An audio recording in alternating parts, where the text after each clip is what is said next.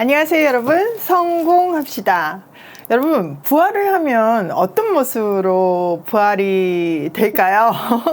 그런 거 궁금하시죠? 지금 모습 그대로일까요? 아니면 한 20년 전 나의 리즈 시절로 돌아갈까요? 아니면 더 멋져질까요? 성경에서 대답을 해주는데요. 한번 보도록 할게요. 35절, 누가 묻기를 죽은 자들이 어떻게 다시 살아나며 어떤 몸으로 오느냐 하리니, 어리석은 자여, 내가 뿌리는 씨가 죽지 않으면 살아나지 못하겠고, 또 내가 뿌리는 것은 장래의 형체를 뿌리는 것이 아니요 다만 밀이나 다른 것의 알맹이 뿐이로되, 하나님이 그 뜻대로 그에게 형체를 주시되 각 종자에게 그 형체를 주시느니라. 육체는 다 같은 육체가 아니니, 하나는 사람의 육체요, 하나는 짐승의 육체요, 하나는 새의 육체요, 하나는 물고기의 육체라. 하늘에 속한 형체도 있고 땅에 속한 형체도 있으나, 하늘에 속한 것의 영광이 따로 있고 땅에 속한 것의 영광이 따로 있으니, 해의 영광이 다르고 달의 영광이 다르며 별의 영광도 다른데 별과 별의 영광이 다 다르도다. 벌써 답이 나왔죠? 모른다예요. 씨앗의 모습하고 발화가 된 모습하고 꽃이 되고 곡식이 된 모습은 완전히 달라요. 그처럼 우리는 부활의 씨를 뿌릴 뿐이지 어떤 몸으로 어떻게 살아있지는 모른다는 거죠. 단 하나님이 창조하신 피조 세계에서 다양한 형체의 몸을 가진 존재들을 통해서 창조주 하나님의 무한한 가능성을 느낄 뿐이에요. 우리 몸이 죽어도 하나님께서는 원하시는 대로, 우리가 원하는 대로가 아니라 하나님의 그 선하시고 완벽하신 뜻대로 그분의 주권적 자유로 우리를 새로운 몸으로 부활시킬 수 있으세요. 바울은 이렇게요, 부활의 몸은 이 삶에서의 몸과는 완전 다른 모습일 것이라고 강조해요. 이로써 지금의 몸과 본질적으로 같은 몸일 것이라고 주장하는 바리새인적인 견해와 몸의 부활을 부정하는 영지주의자들의 주장을 반박하고 있어요. 사람은요, 어쩜 이렇게 끊임없이 하나님을 제한할까요? 자기 수준으로밖에 생각을 못해요. 피조물의 수준에서 창조주이신 하나님을 제한하는 것이 참 안타까워요. 그런 생각 자체가 사실은 하나님의 하나님 되심을 인정하지 않고, 하나님보다 내 생각이 더 옳고 내 생각이 더 맞고 하나님 생각보다 위에 있음을 주장하는 것과 같아요. 자, 다음 단락인 42절에서부터 49절은요 부활의 새 몸에 대해서 말해주고 있어요. 부활한 새 몸 궁금하시죠?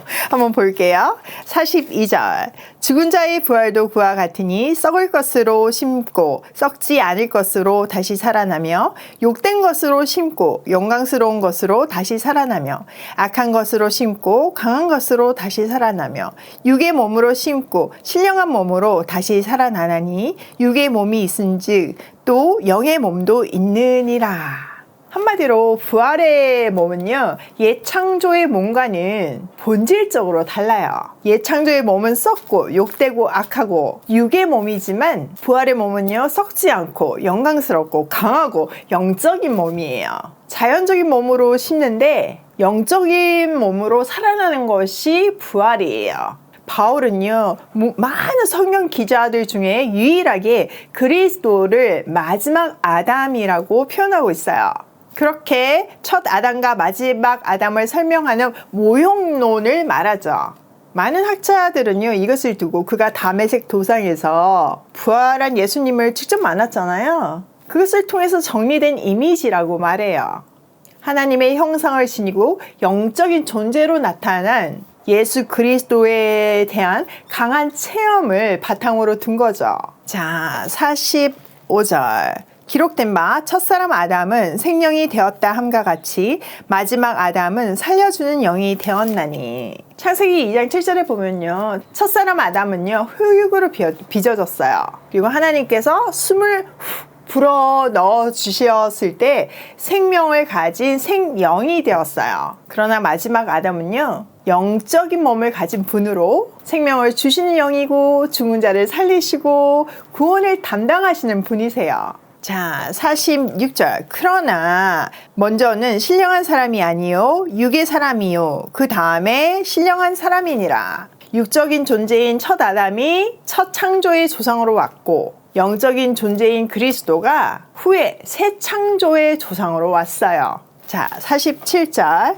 첫사람은 땅에서 났으니 흙에 속한 자이거니와 둘째 사람은 하늘에서 나셨으니라. 무릇 흙에 속한 사람들은 저 흙에 속한 자와 같고 무릇 하늘에 속한 자들은 저 하늘에 속한 이와 같으니. 첫 아담은요, 땅에서 났으므로 흙으로 만들어졌지만 둘째 아담은 하늘로부터 왔어요. 그러니 첫 아담의 후손들은요, 흙의 존재이지만 그리스도는 하늘에 속해 있기 때문에 그로부터 새롭게 창조된 사람들은요, 하늘에 속한 사람이 돼요. 자, 49절.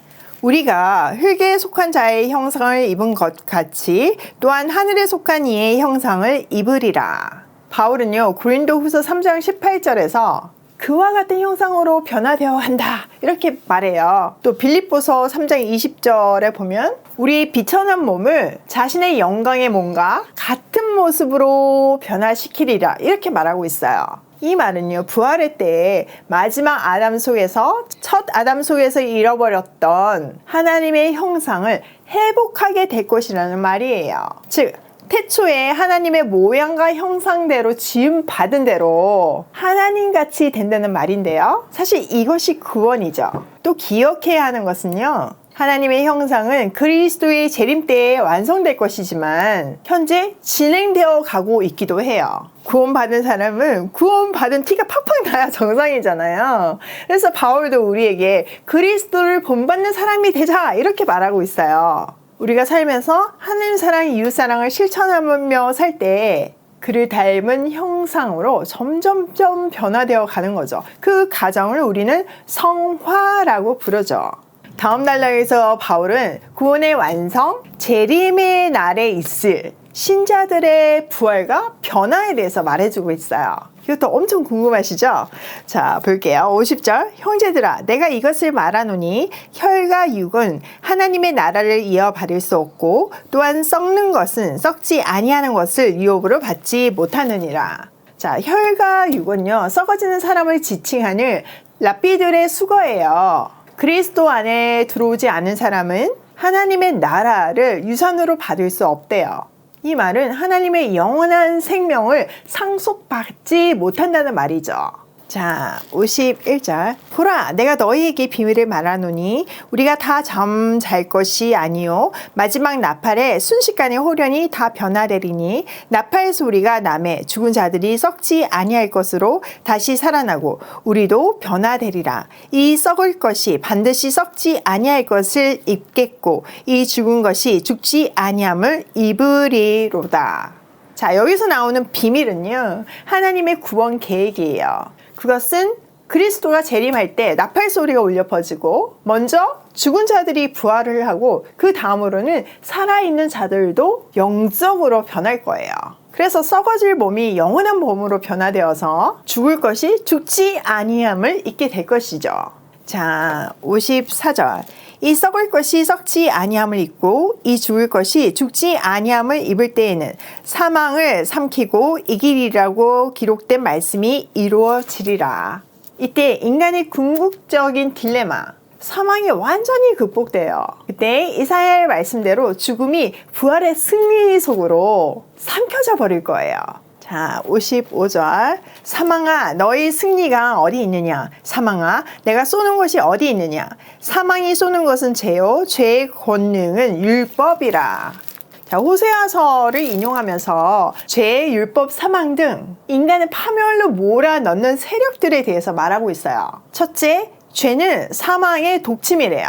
왜냐면요, 죽음에 이르게 하는 독이 죄라는 독침을 통해서 사람에게 들어오기 때문이죠. 두 번째, 율법은 죄의 권세래요. 율법의 기능이 뭔가요? 죄를 드러내게 하고 죄를 선고하게 만들잖아요. 그래서 결국 모든 사람이 사망 선고를 받게 해요. 죄 때문에요. 자, 57절. 우리 주 예수 그리스도로 말미암아 우리에게 승리를 주시는 하나님께 감사하노니. 하나님은요, 그리스도를 통해서 제 율법, 죽음에서 우리에게 승리를 주셨어요. 자, 58절. 그러므로 내 사랑하는 형제들아, 견실하며 흔들리지 말고 항상 주의 일에 더욱 힘쓰는 자들이 되라. 이는 너희 수고가 주 안에서 헛되지 않은 줄 알미라. 이게 결론이죠. 구원의 완성, 부활의 확신에 근거해서 흔들리지 말고 살래요. 그리고 주의 일을 더욱 많이 하래요. 죽는 것이 끝이 아니라 죽음 너머에 있는 구원의 완성과 영원한 생명으로의 부활이 기다리고 있기 때문이죠. 그러므로 우리는 이 땅에서 그리스도를 닮아가는 일에 가치를 둘 수 있는 것이고 주의 일에 더욱 힘쓸 수 있어요. 자, 여러분, 우리가 어떤 몸으로 부활을 하게 될지 좀 이미지가 세워졌나요? 지금의 모습이 아니라는 거죠. 영의 몸으로 다시 부활을 하는 것이고, 씨앗하고 완전히 성장한 나무가 다르듯이 완전 다른 개념이라는 거예요. 근데 어떤 모습이고 어떻게 될지는 하나님의 뜻대로 완벽하게 하실 거라는 거죠. 자, 오늘 내용을 우리 삶에 한번 적용을 해보면요. 첫 번째, 창조주 하나님을 제한하지 말라. 죽은 사람이 살아난다는 거, 그리고 영원히 산다는 거, 우리 그 피조물의 생각으로는 불가능해 보이죠. 그게 어떻게 가능해? 그렇게 생각할 수 있어요. 그런데 창조주 하나님은 하실 수 있다는 거예요. 우리가 안 돼! 라고 하는 거는 우리의 생각이 한계인 거지, 하나님이 그렇다고 제한되지 않거든요. 그러니까 우리의 생각으로, 우리의 재성으로 하나님을 제한하지 않고 창조주 하나님을 충분히 누리는 우리가 되면 좋겠어요. 두 번째, 그리스도의 형상을 닮아가기를 힘쓰자. 우리는 구원을 받았어요. 구원받은 백성답게 살아야 되는 게 정상이에요. 우리가 부활의 때 완전하게 회복이 될 거지만 지금 구원받고 다시 부활의 그 날까지 우리는 성숙을 삼아하면서 그리스도의 형상을 조금씩 닮아가야 하는 거죠. 세 번째, 나는 확실한 부활의 소망 가운데 승리하는 삶을 살고 있는가? 부활의 확신이 선명할수록요, 우리는 이 땅에서보다는 그 천국 소망을 가지고 매번 승리하면서 살 수 있어요. 우리가 이 땅에서 누리는 그 조그만 물질에 연연하는 게 뭐예요? 이게 단 것 같거든요. 여러분, 어린아이들 한번 생각해 보세요. 뭔가 잡고 있는데 절대 안 놓쳐. 놓게 하는 방법이 뭐예요? 네, 더 좋은 거 줄 때 그거 나아요. 마찬가지로 우리가 그 부활의 소망이, 그 영원한 생명이 얼마나 큰 가치인지 알 때 이 땅에서 그 조그만 거 내려놓을 수 있는 거예요. 오늘도 확실한 부활의 소망 가운데 승리하는 하루가 되길 소망하며 고고싱해요.